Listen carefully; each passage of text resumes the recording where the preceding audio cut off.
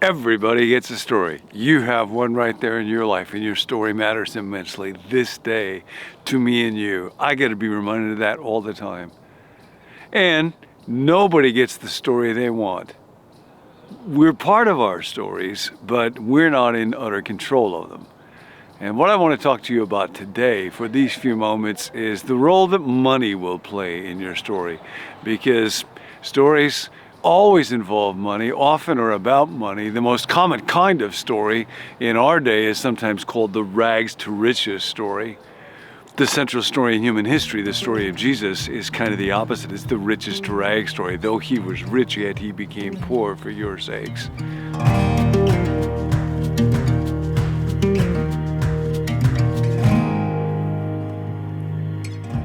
And this has something very deep to say about the human heart and the nature of our God who loves to give and concern for those who do not have enough in their lives. I want to tell you two stories, but I want to start with words from the Apostle Paul, who had a remarkable story himself, and he's writing to the church of Corinth. And he says, remember this. Now here's the words to take in today. If you have no time for anything else, just get this and you'll be in great shape. Whoever sows sparingly will also reap sparingly, and whoever sows generously will also reap generously. Now, you might think of sowing and reaping as giving and then receiving back. Sowing is a way of doing life, and the idea is, in a single word, generosity. To give money generously, to give my time generously. How often I get stingy there. I just want to be able to do what I want to do when I want to do it. To give my energy, to give my heart in a generous way. And then when you do that, you are tapping into the reality of the kingdom, and you will experience a generosity of spirit and of life that will be a very rich thing. But if I don't, if I hoard, if I clutch, if I hang on, that's the kind of life that I will reap that.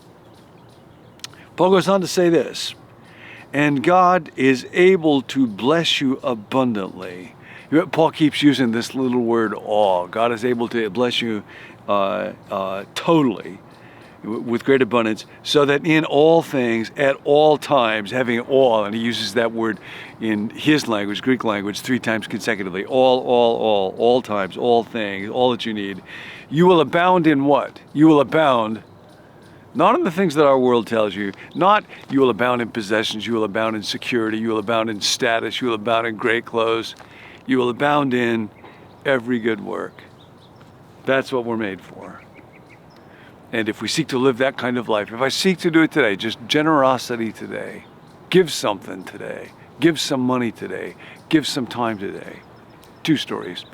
One was in the Wall Street Journal just in the last couple of days. There was a couple, Ron and Sue, who in I think 2008, thereabouts, won the lottery. You may be wondering, is it biblical to play the lottery? Nancy's Aunt Nita asked when we were just early married, is it okay to play the lottery? Because she played and won $10,000. And I said, yes, as long as you tithe to a young ministerial student that might be in your family. Anyway, this couple played and won millions and millions of dollars. And they said afterwards they knew that it was divine intervention and that God had a plan for them. They'd had a 5-year-old granddaughter who died, or they'd had a granddaughter who died 5 years earlier of a very rare neurodegenerative disease. And so they used scores of millions of dollars that they received to sow generously and start a foundation to do research and to support families of children with this disease. They hired a financial advisor, but this financial advisor apparently was someone who did not seek to sow generously, and he ended up investing most of their monies not in ways that would help the foundation, but in ways that would actually damage the foundation, but that would enable him to make millions of dollars personally in fees and commissions. And he did, and eventually this increasingly came to light. And in 2019, he was fired by his investment firm employer, and a year later, he committed suicide. And Ron, the man that set up the foundation, just shook his head as a result of all this and said, How could you keep money from those poor dang kids that only have a year or two to live?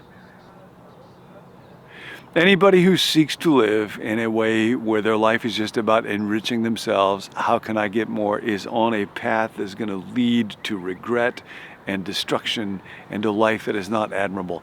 And yet, I can be prone to that. So that's one story. A couple that received money and wanted to be generous, and a man who saw an opportunity to enrich himself. And the life that it led to is so clear. Now, the other story goes back to the 1940s. A man named Gordon Crosby was a army chaplain, and he came back to Washington after World War II and decided that the way of Jesus, the story of Jesus, involved more than just rules and regulations. And so he began a community called Church of the Savior that sought to follow a different kind of story in Washington, D.C. A woman named Elizabeth O'Connor became a part of it, wrote a lot about the outer journey and the inner journey of following Jesus in acts of radical obedience and discipleship and love, and then inwardly in prayer and constantly experiencing his presence. Part of what was really unique about this little fellowship was the way that they would call everybody to really deep and radical obedience in our financial lives. And part of what they talked about was tithing, beginning with tithing. The idea there is to give 10% right off the top, and then you want to grow in your ability, but at least start by doing that. And Elizabeth came from a very unchurched background. She said one time she went and they were singing an old song. You may have never heard it, but it's Blessed Be the Tithe That Binds. And she thought it was Blessed Be the Tithe That Binds, and went home and told her unchurched family, they love giving so much they even sing about it at this place. I want to read for you a few words from her about what happened in this community. She said, people got such a vision for generosity. Sometimes the giving gets excessive and ecstatic and impulsive. A diamond engagement ring dropped in the offering plate. Imagine that, especially if there wasn't, a fight and a breakup. A silver service set appearing at the door. A check for several $1,000s representing the total accumulated wealth of a young couple. She said they would talk in their fellowship about how every act of generosity is not just a financial but a spiritual act, defeating the dark power that money wants to have in our lives. Then she writes, as we become exposed to the poor and their needs, the rich young ruler, the widow and her mite, lose the storybook quality of our childhood faith and become figures in the counterculture literature of a revolutionary leader, the one whom we call Savior. The first commandment and all of the scriptures on the worship of idols begin to lay bare our own primitive selves. Some of us have looked into the face of our idols and found that one of them is money. Though we, along with millions of other churchgoers, are saying that Jesus saves, we ask ourselves if we are not in practice acting as though it were money that saves. Ouch. And then these remarkable words. We say that money gives, money gives power, money corrupts, money talks. Like the ancients with their molten calf, we have endowed money with our own psychic energy, given it arms and legs, told ourselves that it can work for us.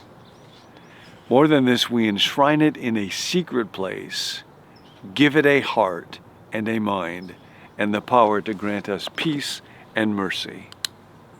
So today, in your story, it is possible for you to dethrone money.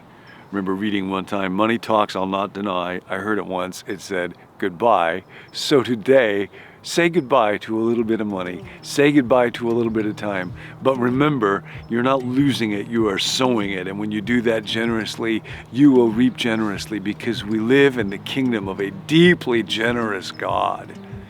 And mine is not the key word anymore. It's His. And He gives. And so it's ours, and we share. You have this story. You have this day. Make it great.